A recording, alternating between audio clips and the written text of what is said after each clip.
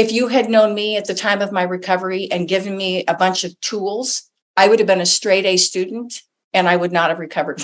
I needed somebody who was going to hold still with me for a very long time and help me grieve. Hello, welcome to the CEDRD, a podcast connecting newer professionals in the field of eating disorders to those of us who have been around for a while. I'm your host, Beth Harrell, a certified eating disorders registered dietitian and supervisor. And I'm Abby Brown, a registered dietitian who is newer to the field.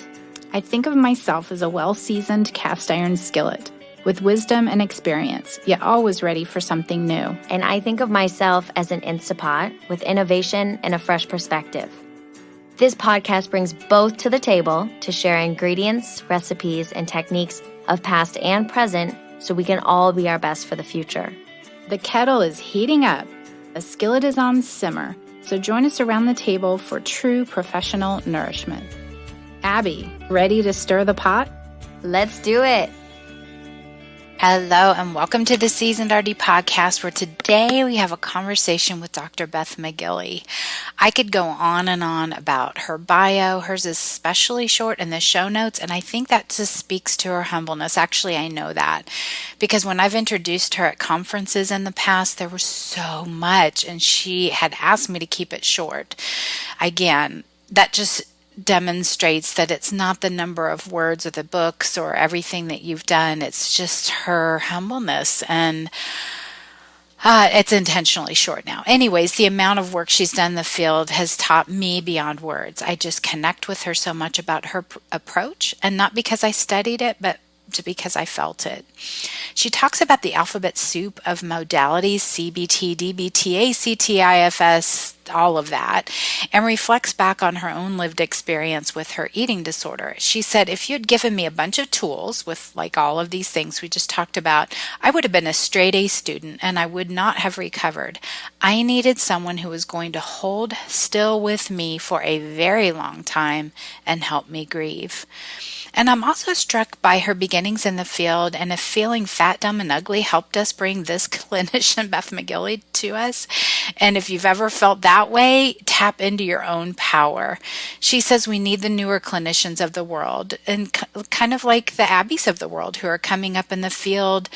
I learned that I am in the autumn of my chickdom, so listen in for what that is. What this podcast is and is not, it is that we bring medical nutrition and therapy professionals who share their passions, and that's to pique your interest in available modalities in this field of eating disorders and to inform and educate. What it is not is a substitute for professional training and supervision required to specialize in the treatment of eating disorders, nor is it a substitute for medical or psychological nutritional advice from a professional or specialist. So enjoy our conversation with Dr. Beth McGilley. We are so happy to have you, Beth McGilley, on the CEDRD podcast. I'm delighted to be here. I'm so honored that you guys asked me.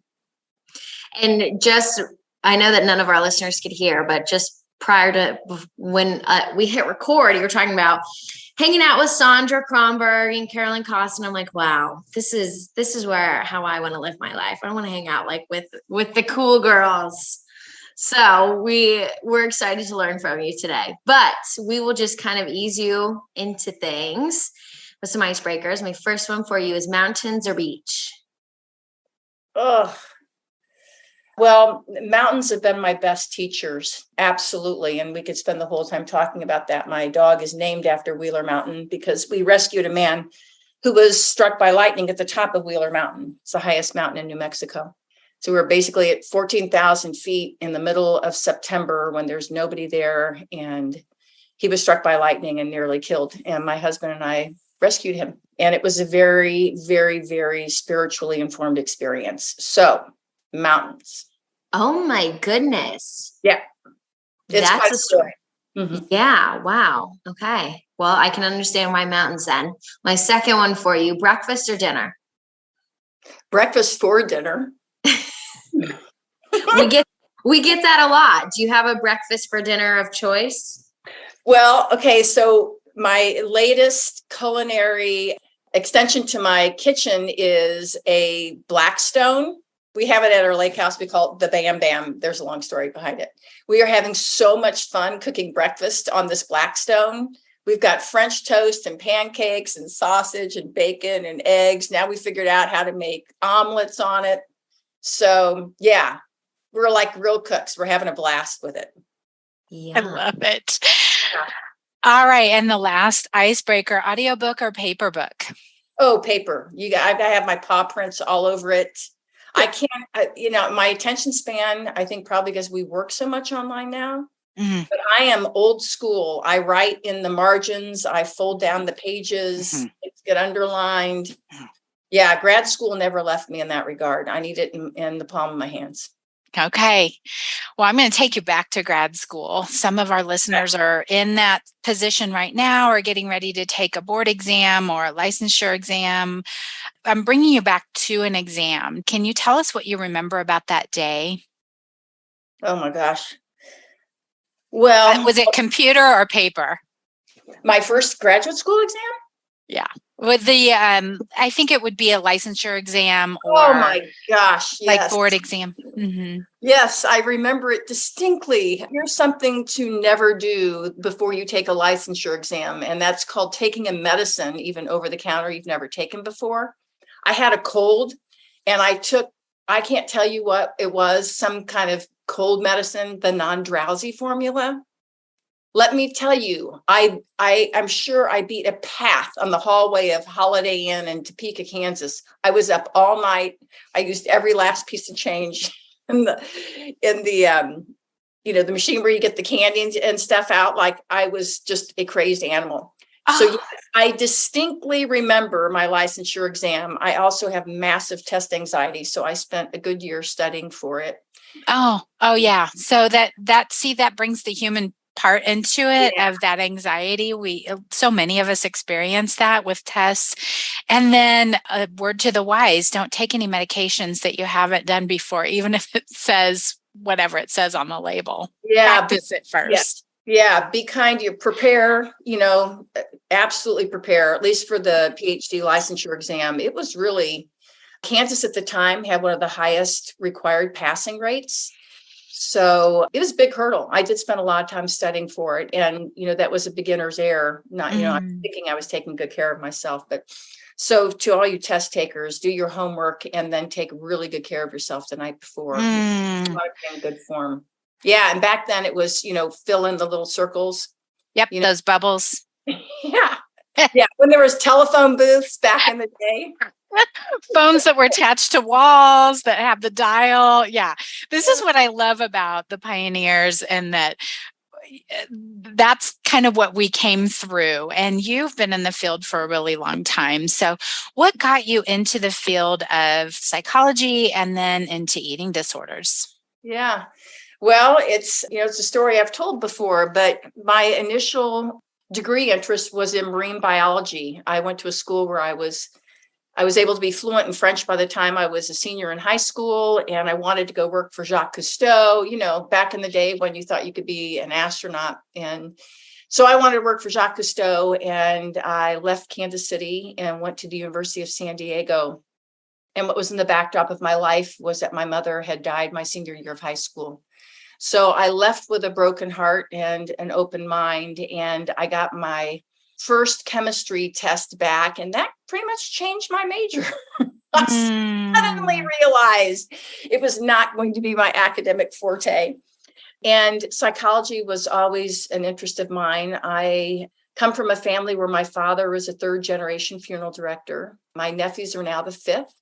So grief and loss were a big part of my life. I also am the daughter of a mother who suffered horrifically from bipolar depression at a time when we, knew very little about how to treat it. So my, I was incubated in both the experience of profound loss. Every day my dad came home and somebody who we knew and loved, lost a family member. And I also was the daughter of a mother who suffered psychiatrically and, was unable to get the care she needed because it didn't really exist. It was an interesting parallel to the eating disorder field as it's evolved. But what ended up happening was, the perfect storm of leaving home and being kind of disillusioned about, my choices academically. And I was socially a fish out of water in San Diego. You asked mountains versus water. So anyway, I rapidly developed anorexia nervosa in 1978, having no idea what it was, that it was a thing, that I was in the grips of a disease. All I knew was I wasn't going to go to the cafeteria and eat around these people who I didn't know. I mean, my anxiety was what was prominent, but I didn't understand something else was at play. So I came home the year after that and began studying psychology. And in my third year of undergraduate at KU, in my abnormal psychology textbook, on the bottom left hand of the page was eating disorders and anorexia nervosa. So this is 1979. I was deep into the disease. 79 or 80, deep in the disease. Bulimia wasn't yet recognized, and literally found myself in my textbook. Like, it began to explain what to me were just kind of idiosyncrasies I had developed around my body weight and food rituals, none of which were a part of my life. I was a year-round athlete. I'd never weighed myself prior to this stage of my life. I ate hamburgers before I went to basketball practice. I mean, this was a radical departure from the person I had been.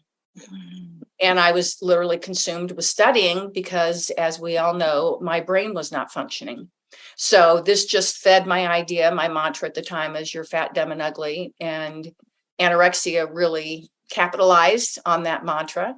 And I struggled mightily to do well in school because I couldn't think straight. So basically, I memorized textbooks, found myself in one. And that was the beginning of my liberation. Was, insight, as we know, is not curative, but it's essential. The psychoeducation we do for our patients is so essential to our healing.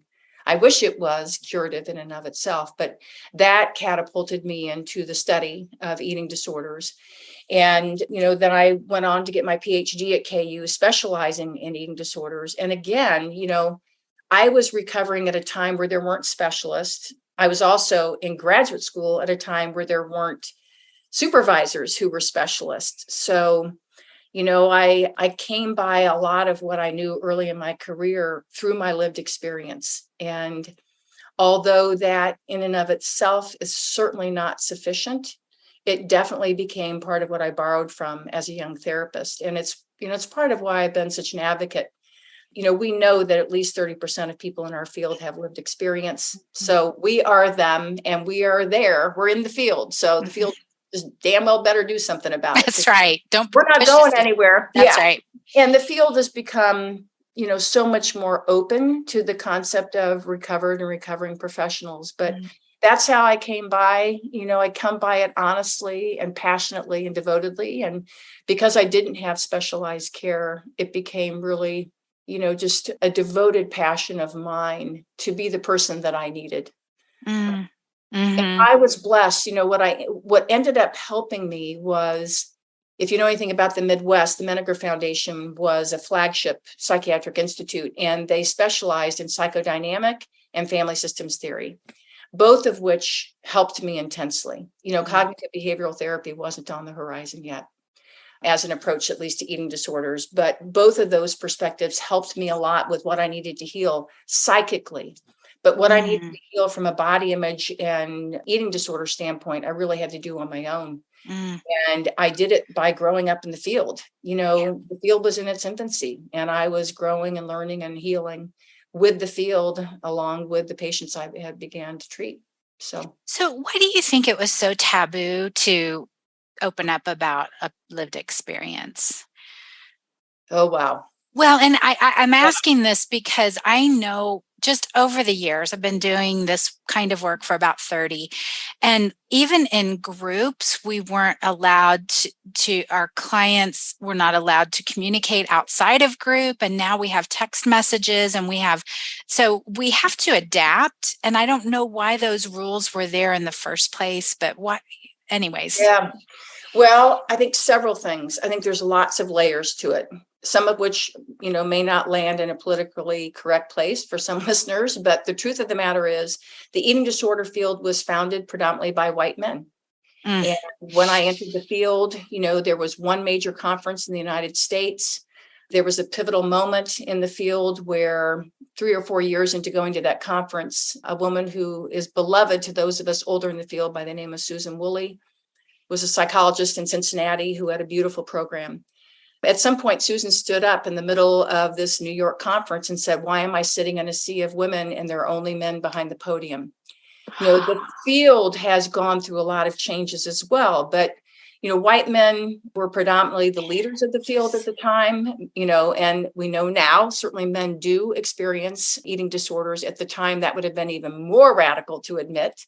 But I think that there were social factors in which women were still not viewed as equals, and they certainly weren't in positions of leadership. So I think one layer is it would not have been safe. I was literally told by a leader of the Academy for Eating Disorders, young in my career, do not come out as a recovered professional. You will forever be marginalized. So I was literally told that. So that's one layer. I think another layer is, going out wider is that mental health issues were still really shrouded in shame. And so there's that more oppressive. So there's that global oppression that you don't come out about any mental health issues. Within the field, women were trying to find our place to deal with what we then thought was mostly a women's problem and predominantly treated by women, but we were not in positions of leadership. And again, I'm not being critical of the white men in the field. That's just what it was. And some of those same men who were leaders early in the field have absolutely championed issues of diversity, one of whom is Craig Johnson, who we know very well. And Craig Johnson actually hired me in 1990 from the program I was running in Wichita because of my lived experience. He was one of the few people I told, but he was invested in getting recovered professionals into his program, which was at that time Laureate, which still obviously exists, but Craig's not there. Right.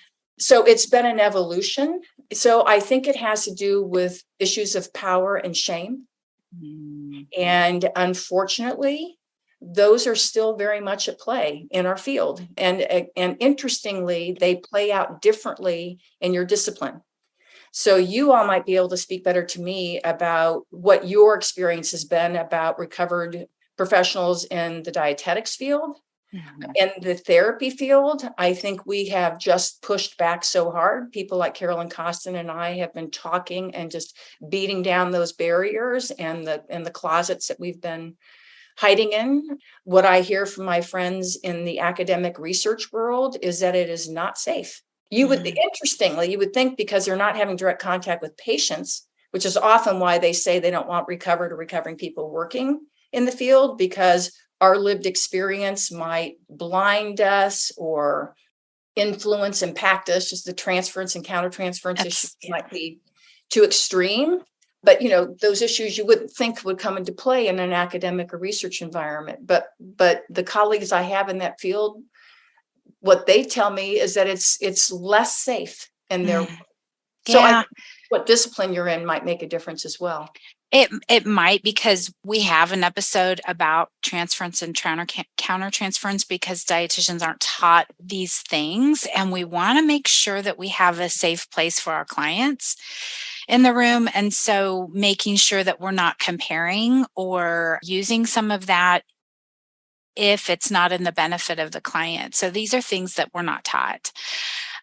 And so I think that that's a whole other podcast, right? That we could talk about opening up and sharing some of that. So that makes a lot of sense too about why it was so taboo and lots of layers. And I think now in 2022, we're dealing with how to do that with other people of color and size and age and ableism, so that we keep pushing it forward in a better way. Find a mentor, find a supervisor who will help you stay attuned to the relationship in which that healing is happening. I guess I just love to share my experiences with others, and I love connecting with folks. So there's some in my grad course or on LinkedIn who have reached out, who are doing really cool things, teaching me so much about their world of being a skier or a performer or a wrestler. So I can't wait to learn from you all as you continue to reach out to me. I welcome any of that. My email address, my website, my Instagram, DM me. I'm not very great at social media, but LinkedIn, any of that. So one way we can connect is through something I offer called supervision freebies or individual or group supervision. So supervision freebies are really fun. They're once a month topics where I bring in an expert live to answer some Q&A on their particular modality. So it's super fun. I hope you'll join and I hope you'll sign up. Everything's in the show notes. And my supervision groups will be opening up for January. I'll start the opening process in December. The first to know about them are current supervisees in groups or individual supervision. And then the next to know about the openings will be anyone signed up for my supervision freebies. So you've seen a lot of changes over your time. Yep. Yeah. Yeah. Thank goodness. We were talking about this earlier, and what I was saying to Abby is, I think our field is at a tipping point in the sense that the leaders of our field we're kind of in what I said earlier, kind of our swan song years. I certainly don't see myself as a leader of the field, but I have had the privilege of being there pretty much from the beginning. There's a very, very distinguished group of professionals who really were foundational. You've had several of them on, and you'll have my favorite of them all on soon in Margo, Maine. But, we've brought our best. Those of us who've been working in the field for such a long time have brought our best. And I think as with anything, and as we've come to understand, think of it this way. When I started as a professional and saw my first professional patient in 1986, we had no idea there was a genetic underpinning. At that time, what was deeply guiding our work were the, socioeconomic factors. So the biopsychosocial theory was, certainly the abiding perspective, but we at that time didn't know anything really about the biology. So the work of, I'm blanking on her name, Still Killing Us Softly. The woman, not the birdcage, the Hilda. No, not Hilda Bruck. Hilda was certainly, got the field started, but I'm thinking about the woman who really enlivened the sociocultural pressures and did all the research on the impact of advertising. And then Margo Maine wrote Body Wars. That was the world we were helping people heal in, having no idea that, the genetics alone accounted for, a significant part of what Cindy Bulick is credited with saying, even though she says she never said it, but, that genes load the gun and culture pulls the trigger. Mm-hmm. So in my evolution as a therapist, we've gone from this is, narcissistic pursuits plus cultural pressure to strong genetic underpinnings that then enliven that, that neurobiology that we now so much better understand. So yes, we do need the Abbeys of the world who are coming up in all these disciplines. And that's the other thing. We've expanded the disciplinary input to our healing. We have equine therapy. We have therapy dogs like my little Wheeler the Healer. And we're understanding that it takes a village in ways we never understood early in my career. So there's so many questions I have for you, Beth. And I know, Abby, you have a question too. The swan song, explain what that is. Well, when I'm using it, what I'm saying is that, the foundational leaders, we're now in our 60s, 70s, and 80s. We have, we've grown up and we've grown the field up. And in the past 20 years, what you've heard me describe as word salad, and I mean that respectfully, but it's all the acronyms, ACT and DBT and all these other, they're more technique approaches. They've added into what we built through our understanding of family systems theory, as I talked about earlier, and psychodynamic perspectives. So understanding the inner psychic experience and then adding tools to that has expanded our impact on people's recoveries. So all those techniques that are now standard in the clinical training, I'm guessing, in all these disciplines, they did not exist. The older generation of the field is leaving. We're entering our retirement years as these newer techniques and newer perspectives and what you made reference to earlier, which is so essential to our field, which is bringing in not the social aspects of what contributes to an eating disorder itself necessarily, but to expand the frame to the social aspects that we're working in as professionals, understanding how privilege informs our perspectives, informs how we operate as practitioners, informs the experience of recovery for the individual. Mm-hmm. So we're now operating with intersectionality, or we should be, in my opinion, and understanding how that impacts us first and foremost as individuals and professionals, and then all the ways in which that cascades down into being in the consultation room with our client. That perspective didn't exist. And we were, if we were in the field early on, we probably came from highly privileged places. And that's still very true. But there's inroads now to having marginalized people who come through marginalized experiences and backgrounds to enter the field as professionals, as well as get treatment. I mean, that's what I want understood here, is that the issue of privilege and marginalization is not just an issue that our patients deal with. It has to do with who's helping them. Mm-hmm.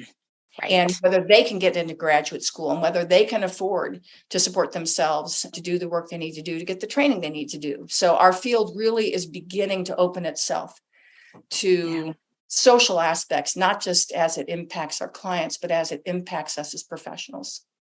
I hope that makes sense. What I'm trying to say. It makes sense. And I think that the swan song, I'm trying to think of what that, because I'm aware of the crone, the sage. Is that part of the same? Mm-hmm. Okay. Yeah. You can tell I haven't had that background, or I haven't been in those circles I really like the idea of I think I'm in my Crohn's stage, maybe. Yeah. Okay. Yeah. Which I don't like that word, Crohn, but I like sage. Yeah, I'll give you my way of saying this. I say I'm in the autumn of my chickdom. Okay, what does that mean? Tell me. Yeah, so, you think about chicks, they're little baby chicks. Yeah. I'm in the autumn of my chickdom. So I'm in the later years of, being this chick. Okay. And I say that very respectfully. So I marvel at what younger therapists are learning and how they can integrate that into their practice. Mm-hmm. I can distinctly remember being at conferences like the Renfrew conference. And I remember sitting in a workshop, sitting next to Margo, Maine, and we were learning EEFT, the emotional freedom technique, and the tapping, and sitting there, and we're like doing the tapping, with this guy. And I'm thinking, this is magic. Like, I was astounded. And that was probably 10, 15 years ago. And I was so excited about it. I read about it. I learned more about it. And that was the beginning of a bunch of techniques that were neurobiologically informed. Mm-hmm. And at that time as a therapist, I was so ripe to learn. I started going to the UCLA conference and deeply followed Dan Siegel's work, mm-hmm. and how neurobiology so critically informs any work that a therapist does, but certainly the work of eating disorder therapists. And I was ripe and ready to learn and integrate. Yeah. Now, when I'm at a conference and the latest technique comes up, I'm like, not going to happen. It's kind of like, I'm just telling you, I'm at a stage in my career where it's like, I've got what I've got, and I wish I had room and time and the same kind of passion to keep learning, because that's why the Abbeys and the younger generation are so necessary. Because at least for me, I'm at a point where I feel I'm steeped in, my tea bag is fully steeped. I've kind of gotten what I've got, and I can bring that to bear in my therapy. I'm also deeply aware of my limitations. And so here's a change. You made reference to changes around, now patients before weren't supposed to speak and now they text. Well, therapists weren't supposed to collaborate either. You weren't supposed to have two therapists on the same team. That was considered unethical. You did not have two therapists with the same patient. Now, if you came to me, I mean, this is simple examples. You come to me, I'm a trauma-informed therapist, but my trauma training is 20 years old. I am trained in EMDR. I don't use it enough to feel that I'm facile and up to date with it. So if you come to me with trauma, I'm going to say to you, I have a lot to bring to you from, an emotional and relational standpoint, but there are ways to treat trauma now that are body-based techniques that I'm not trained in enough or at all. And so I'm going to refer you to a trauma, body-based therapist, for example, and we'll either collaborate or you may transfer to that provider. That didn't exist 15 years ago. Well, maybe it did. And other people were practicing that way, but I would hope that now it's much more common that you have body-based therapists working with, say somebody who's more psychodynamically oriented, which is much more rare than it used to be. But, so when I say swan song years, what I'm saying is, we're kind of steeped in what we know. And I'm still learning every day because the best teachers are our patients. But there are newer techniques that are being innovated every day, and they are, neuroscience is informing them. And, we have polyvagal theory now. I mean, there's so many, and I'd love to learn about it. I'm just not going to be able to learn it all enough to get, hit the ground running and provide it to patients when I'm, beginning to cut my practice back. I think one of the big parts of this podcast is with generational shifts, a newer generation, we want to just eat up all of your wisdom and all of your experiences and all of your education. So, I mean, really, if there's anything you want to tell us right now, I know that you have an emphasis in sports and then performance enhancement. Does that relate back to eating disorders for you as well? Oh, yeah. Yeah. Because when I went to the University of San Diego, I went to play basketball. And so I am the person for whom my sport had nothing to do with my eating disorder, nothing. Now, there were aspects of exercise that absolutely were a part of my eating disorder, but I've been very outspoken in the field about we need to be very careful about how we approach a recovering person's relationship to exercise, because first of all, there's research to support that continuing physical activity supports recovery. And for some of us, it's a huge motivator. All of that couched under medical stability. So don't misunderstand me on that. But, here's what I would say to you, Abby. If I had to impart any wisdom to younger people entering the field, and this is coming from a very genuine but passionate place, and I'd be interested if you ask Margo Maine the same question. What I see missing in the training is what has been most essential to me as a therapist, and that is learning how to source the therapeutic relationship in the service of healing.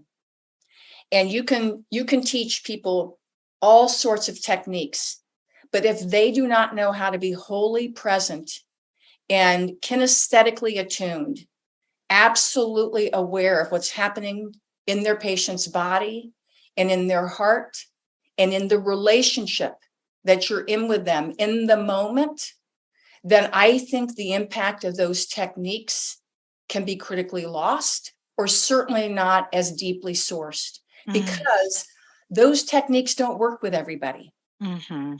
And they would not, I would say if you had known me at the time of my recovery and given me a bunch of tools, I would have been a straight A student and I would not have recovered well. Mm-hmm. I needed somebody who was going to hold still with me for a very long time and help me grieve and help me come to know myself in a very different way than I had experienced myself up to that point.